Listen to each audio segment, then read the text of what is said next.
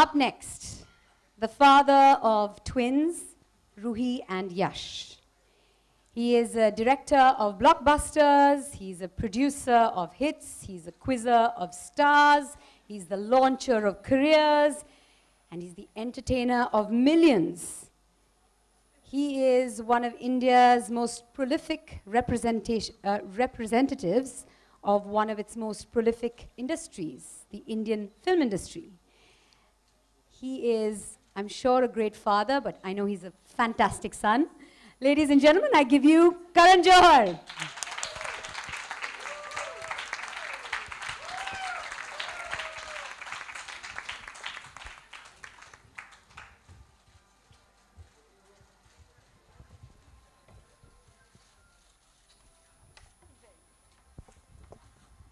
All right, first up, asking the new parents.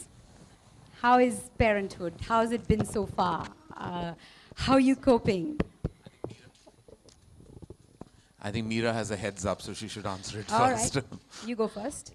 I'm thoroughly enjoying this new phase of my life, and I think parenthood is extremely fulfilling, and I think all of us on this platform can agree with that.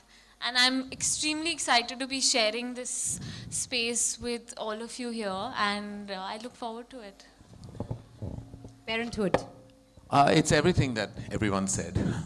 It's daunting, it's exhilarating, it's shocking in my case. Karan is more practiced at this speech, so you have to excuse me. Yeah, no, it's just everything that I thought it would be, and yet everything that not. Like, I still look at them and can't believe they're mine. And I'm just blessed every morning, literally, by their presence. You know, I tell you this, and I feel this every single day. I look back at my life, and I look at my son, and I keep saying to myself, this is the best thing I've ever done. Yeah. I really feel that, and that's, I think, what parenthood does to parents, you know, becoming a parent. I always say that they're the finest dharma productions, Yes. literally. Yes, indeed. And otherwise. And I think having one and extending your family only makes you more whole. Yes, so it I does. think kids are the greatest gift.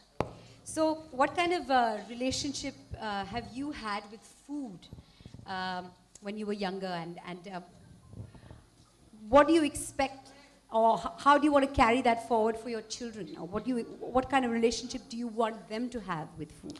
Well, when I was young, food was my sibling, because with the lack of one or the lack of any other options available to me, I decided to befriend food.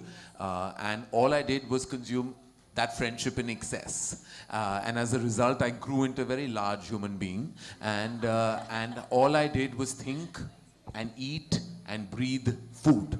And it became like so difficult that there was no therapy at that time.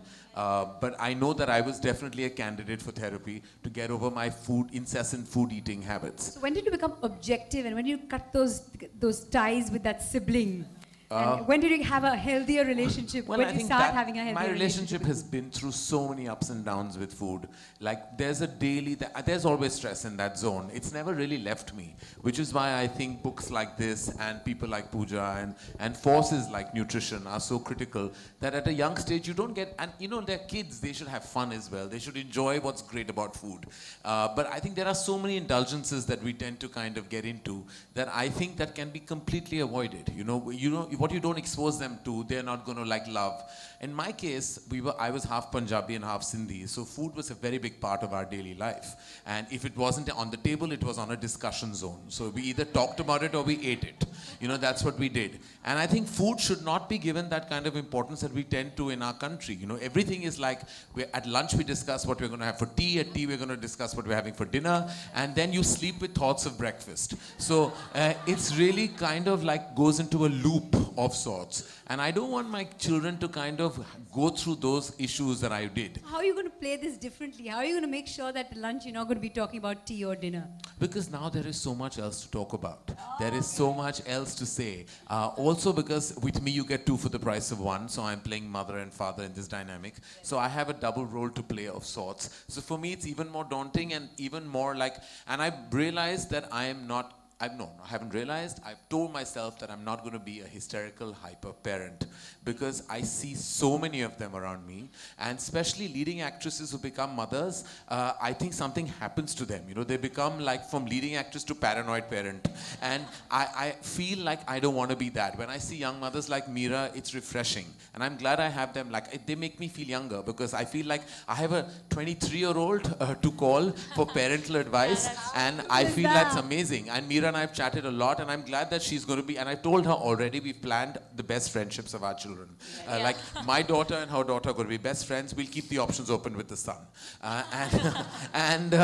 Because you never know, why should we give those ties to boys and girls? But I just feel I'm so happy that eventually in a play group and in a WhatsApp group, I'm going to be the oldest and yet youngest member. I'm really excited. I can't wait to get onto those mothers group chats. I can't wait. Karan has opened Dharma Elementary now. Yeah, I'm all set with a little playroom in my office, because that's how I'm going to be able to spend quality time with them as well. Lovely. What are your thoughts on nutrition, and what are the kind of challenges you've faced nutrition-wise as a new mother?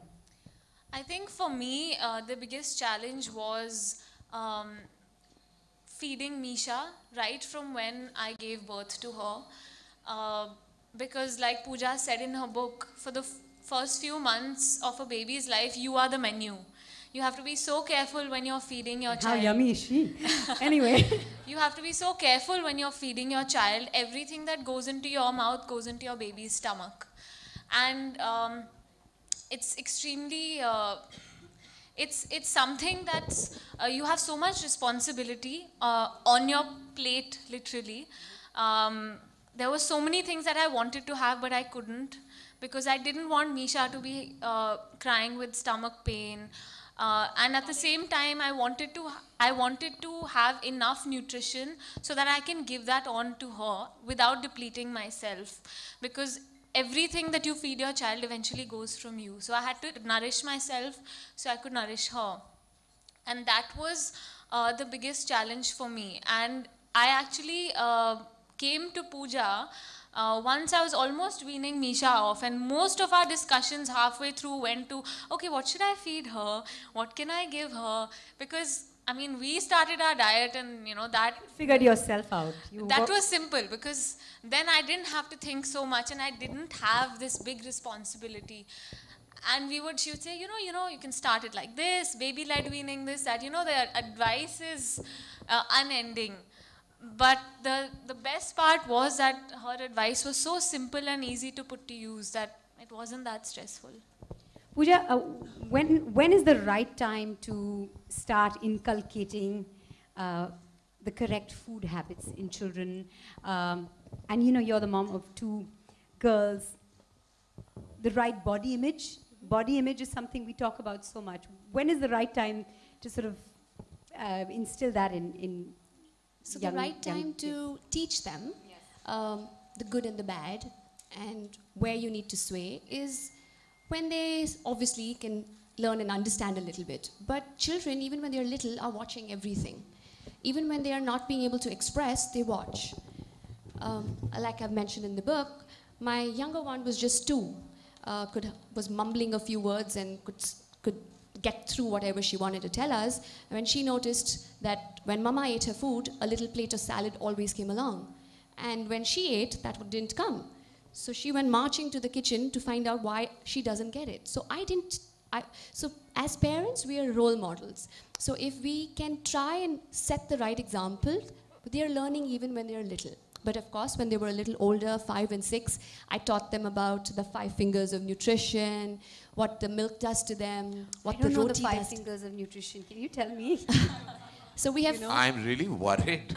No, they're very this is sounding very scary. I know. These 5 fingers of nutrition.